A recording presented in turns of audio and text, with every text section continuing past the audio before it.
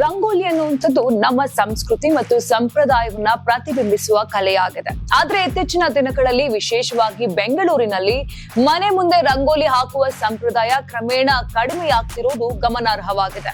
ಈ ಹಿನ್ನೆಲೆ ಸಂಪ್ರದಾಯವನ್ನ ಜೀವಂತವಾಗಿಟ್ಟುಕೊಳ್ಳುವ ಉದ್ದೇಶದಿಂದ ಕರ್ನಾಟಕ ಟಿವಿ ಮತ್ತು ಆಡ್ಸಿಕ್ ಸಹಯೋಗದಲ್ಲಿ ತಿಪ್ಪೇನಹಳ್ಳಿಯ ದೊಡ್ಡ ಬಿದರಕಲ್ಲು ವಾರ್ಡ್ನಲ್ಲಿ ಸಂಕ್ರಾಂತಿ ರಂಗೋಲಿ ಸ್ಪರ್ಧೆಯನ್ನ ಆಯೋಜನೆ ಮಾಡಲಾಗಿತ್ತು.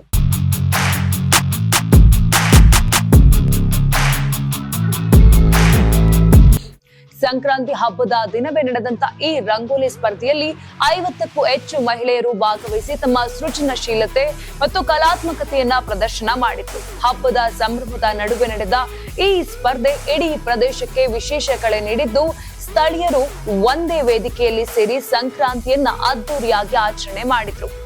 ಈ ಕಾರ್ಯಕ್ರಮಕ್ಕೆ ವಿಧಾನ ಪರಿಷತ್ ಸದಸ್ಯ ಹಾಗೂ ಜೆಡಿಎಸ್ ನಾಯಕ ಜವರಾಯಗೌಡ ಅವರು ಹಾಗೂ ಯುವ ನಾಯಕ ಸಂತೋಷ್ ಜವರಾಯಗೌಡ ಅವರು ವಿಶೇಷ ಅತಿಥಿಗಳಾಗಿ ಆಗಮಿಸಿ ಸ್ಪರ್ಧಾಳು ಮಹಿಳೆಯರಿಗೆ ಶುಭಾಶಯವನ್ನ ಕೋರಿದ್ರು. ಜೊತೆಗೆ ಸ್ಪರ್ಧೆಯಲ್ಲಿ ಭಾಗವಹಿಸಿದ ಎಲ್ಲಾ ಮಹಿಳೆಯರಿಗೂ ಕೂಡ ಸೀರೆಗಳನ್ನ ವಿತರಿಸಿ ಪ್ರೋತ್ಸಾಹಿಸಿದ್ರು. ಸ್ಪರ್ಧೆಯಲ್ಲಿ ಪ್ರಥಮ, ದ್ವಿತೀಯ ಮತ್ತು ತೃತೀಯ ಬಹುಮಾನಗಳನ್ನ ವಿತರಿಸಲಾಯಿತು. ಹೇಮಾವತಿ ಅವರು ಪ್ರಥಮ ಬಹುಮಾನವನ್ನ ಪಡೆದುಕೊಂಡ್ರೆ, ಲಿಖಿತ ಅವರು ದ್ವಿತೀಯ ಬಹುಮಾನ ಮತ್ತು ಜಯಶ್ರೀ ಅವರು ತೃತೀಯ ಬಹುಮಾನವನ್ನ ಪಡ್ಕೊಂಡ್ರು.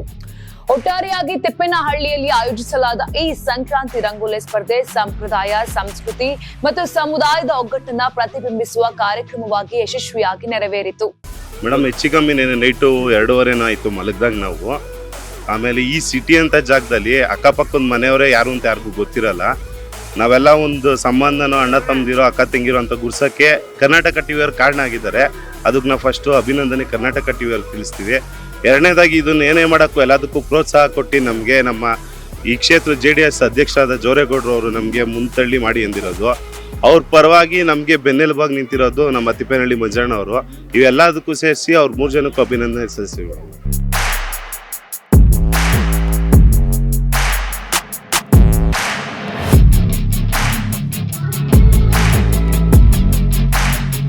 ಇವತ್ತು ಏನು ರಂಗೋಲಿ ಸ್ಪರ್ಧೆ ಆಯೋಜನೆ ಮಾಡಿದ್ದೀವಿ, ಅದಕ್ಕೆ ಮೊದಲನೇದಾಗಿ ಕರ್ನಾಟಕ ಟಿವಿಯವ್ರಿಗೆ ಅನಂತ ಧನ್ಯವಾದಗಳನ್ನ ಸಲ್ಲಿಸ್ತಾ ಇದ್ದೀವಿ.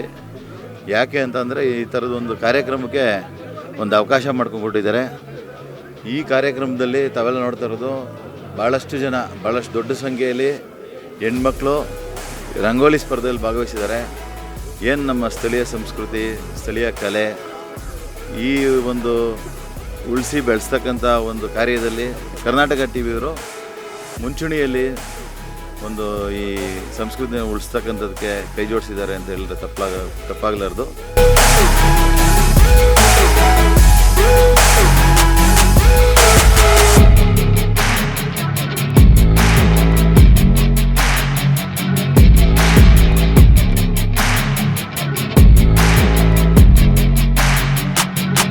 ಇಲ್ಲ ಹಿಂಗೆ ರಂಗೋಲಿ ಸ್ಪರ್ಧೆ ಇಟ್ಟಿರಲ್ಲ, ಹೌದ್ರಿ ಬರ್ರಿ ಅಂತ ಹೇಳಿದ್ರು. ನಾವು ಎಲ್ಲಿ ಐತ್ರಿ ಫಂಕ್ಷನ್ ಅಂತ ಕೇಳಿದ್ರಿ.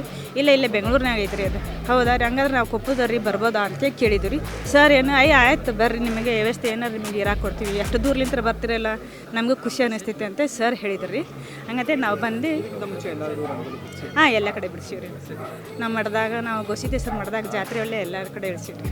ನಮ್ಗೆ ಗೆದ್ರೂ ಸಂತೋಷ, ಗೆದ್ಲಿಕ್ಕಂದ್ರೂ ಸಂತೋಷ. ನಾವು ಬಂದು ಅಲ್ಲಿಂದ ಬಂದು ನಾವು ಹಾಕಿದೆ ಅಲ್ರಿ, ಅಷ್ಟೇ ನಮ್ಗೆ ಖುಷಿ.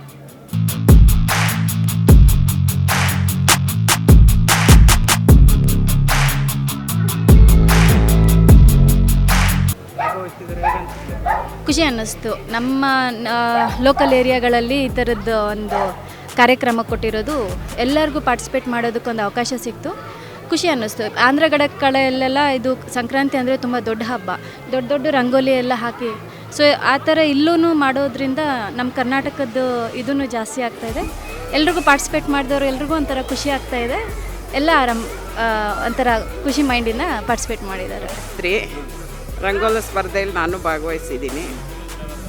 ರಂಗೋಲಿ ಹಾಕೋದೆಲ್ಲ ಎಲ್ಲರೂ ಸೇರಿ ಗುಂಪಾಗಿ ಒಟ್ಟಿಗೆನ ರಂಗೋಲಿ ಹಾಕಿರೋದು ವಿಧವಾದ ರಂಗೋಲಿಗಳನ್ನ ನೋಡ್ತೀವಲ್ಲ, ಅದೇ ಒಂದು ಹಬ್ಬ. ಈ ರಂಗೋಲಿ ಸ್ಪರ್ಧೆ ಮಾಡಿರೋರಿಗೆ ತುಂಬ ಥ್ಯಾಂಕ್ಸ್.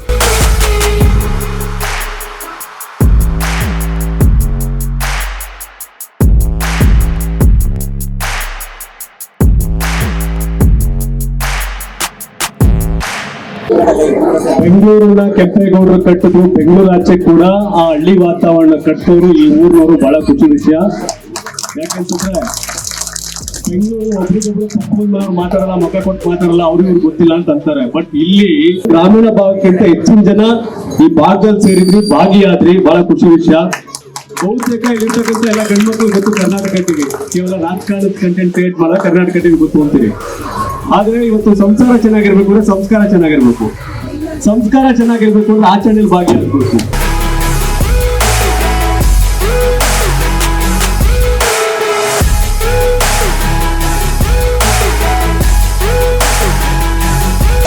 ರಂಗೋಲಿ ಸ್ಪರ್ಧೆಯನ್ನ ನಮ್ಮ ಕರ್ನಾಟಕ ಟಿವಿ ಮಾಲೀಕರಾದ ಶಿವರವರು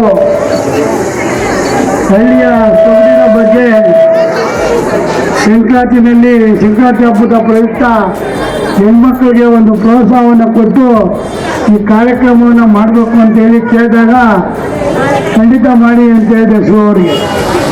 ಅದೇನೋ ಅವರಿಗೆ ಸಂಪುರ ವಿಧಾನಸಭಾ ಕ್ಷೇತ್ರದ ಮೇಲೆ ಹೆಚ್ಚು ಪ್ರೀತಿ, ಅದು ನನ್ನ ಮೇಲಂತೂ ಬಹಳ ಪ್ರೀತಿ.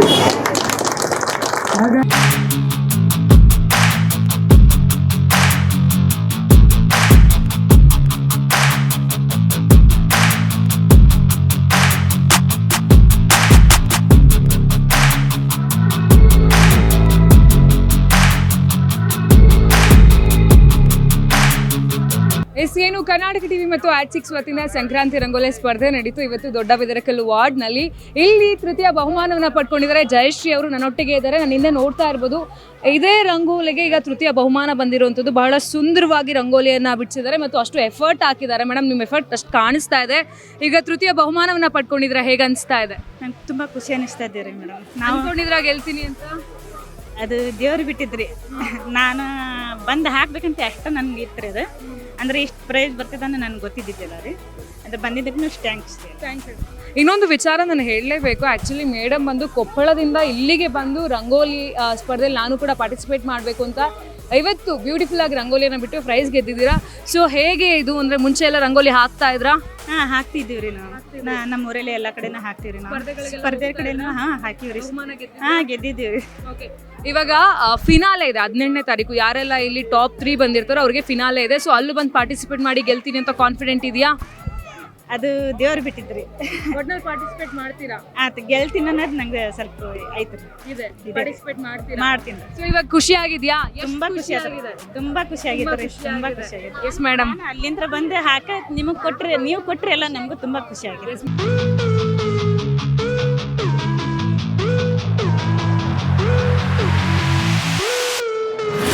ಸ್ಪರ್ಧೆಯಲ್ಲಿ ಪ್ರಥಮ ಬಹುಮಾನವನ್ನ ಪಡ್ಕೊಂಡಿದ್ದಾರೆ ಹೇಮಾವತಿ ಅವರು, ನನ್ನೊಟ್ಟಿಗೆ ಇದ್ದಾರೆ. ಎಷ್ಟು ಖುಷಿ ಆಗ್ತಾ ಇದೆ? ತುಂಬಾ ಖುಷಿ ಆಗ್ತಿದೆ ಮ್ಯಾಮ್. ನಾನು ಮನೆ ಹತ್ರ ಎಲ್ಲ ರಂಗೋಲಿ ಆಗ್ತಿದೆ, ಎಲ್ಲರೂ ಹೇಳೋರು ತುಂಬಾ ಚೆನ್ನಾಗಿ ಆಗ್ತೀಯಾ, ಎಲ್ಲರೂ ಕಾಂಪಿಟೇಟ್ ಮಾಡು ಅಂತ. ಬಟ್ ನಮಗೆಲ್ಲೂ ಅವಕಾಶನೇ ಸಿಗ್ತಾ ಇರಲಿಲ್ಲ. ಈ ಥರ ನೀವು ಒಂದು ವೇದಿಕೆ ನಮಗೆ ಕೊಟ್ಟಿದ್ದೀರಾ, ನನಗಂತೂ ತುಂಬ ಖುಷಿ ಆಗ್ತಿದೆ. ಹೆಣ್ಮಕ್ಳಿಗೆ ರೆಡಿ ಆಗೋದು, ರಂಗೋಲಿ ಹಾಕೋದಂದ್ರೆ ತುಂಬ ಇಷ್ಟ. ಅಂಥದ್ರಲ್ಲಿ ಈ ಥರ ಕಾಂಪಿಟೇಷನ್ ಇಟ್ಬಿಟ್ಟು ರಂಗೋಲಿ ಹಾಕಿ ಅಂತ ಹೇಳಿದ್ರೆ ತುಂಬ ಖುಷಿ ಪಡ್ತಾರೆ. ಈಗ ನಮ್ಮ ಹಳೆ ಕಾಲದಲ್ಲೆಲ್ಲ ಚುಕ್ಕಿ ಇಟ್ಟೆಲ್ಲ ರಂಗೋಲಿ ಹಾಕ್ತಿದ್ರು, ಅದು ಈಗಿನ ಕಾಲದಲ್ಲಿ ಯಾರೂ ಆಗ್ತಾ ಇಲ್ಲ, ಎಲ್ಲ ಪೇಂಟ್ ಎಲ್ಲ ಮಾಡ್ತಿದ್ದಾರೆ. ಬಟ್ ಇವಾಗ ಚುಕ್ಕಿ ರಂಗೋಲಿನೇ ಇಡಬೇಕು, ಇದೇ ಥರನೇ ಇರಬೇಕು ಅಂತ ಹೇಳ್ತಿದ್ದಾರೆ. ಸೊ ಇದ್ರಲ್ಲಿ ತುಂಬ ಖುಷಿ ಆಗ್ತಿದೆ. ನಮ್ಮ ಹಳೆ ಸಂಸ್ಕೃತಿನ ಇದರಲ್ಲಿ ತಗೊಬಂದಿರೋದು ಇನ್ನೂ ತುಂಬ ಖುಷಿ ಆಗ್ತಿದೆ. ನನಗೆ ಗೊತ್ತಾಗ್ತಾ ಇದೆ ಅವ್ರ ಮಾತಲ್ಲಿ ಎಷ್ಟು ಎಕ್ಸೈಟೆಡ್ ಆಗಿದ್ದಾರೆ, ಎಷ್ಟು ಹ್ಯಾಪಿ ಆಗಿದ್ದಾರೆ ಅಂತ. ಅನ್ಕೊಂಡಿದ್ರೆ ಬಹುಮಾನ ಗೆಲ್ತೀನಿ ಅಂತ ಅನ್ಕೊಂಡೇ ಬಂದಿದ್ದೆ, ಬಟ್ ಎಫರ್ಟ್ ಹಾಕಿದೆ, ಬಂತು. ತುಂಬ ಖುಷಿ ಆಗ್ತಿದೆ. ಕಾನ್ಫಿಡೆಂಟ್. ಇವಾಗ 18ನೇ ತಾರೀಕು ಫಿನಾಲೆ ಇದೆ, ಅಲ್ಲೂ ಕೂಡ ಬಂದು ಪಾರ್ಟಿಸಿಪೇಟ್ ಮಾಡಿ ಈ ರೀತಿ ಬಹುಮಾನ ಗೆಲ್ತೀನಿ ಅಂತ ಕಾನ್ಫಿಡೆಂಟ್ ಇದೆಯಾ? ಕಾನ್ಫಿಡೆಂಟ್ ಇದೆ, ಬಟ್ ನೋಡೋಣ. ಒಟ್ಟು ಟ್ರೈ ಮಾಡ್ತೀನಿ. ಇವಾಗ ಖುಷಿ ಆಗಿದೆ ಅಲ್ವಾ? ಹಾಂ, ಖುಷಿ ಆಗಿದೆ. ಒಳ್ಳೇದಾಗ್ಲಿ madam, thank you so much.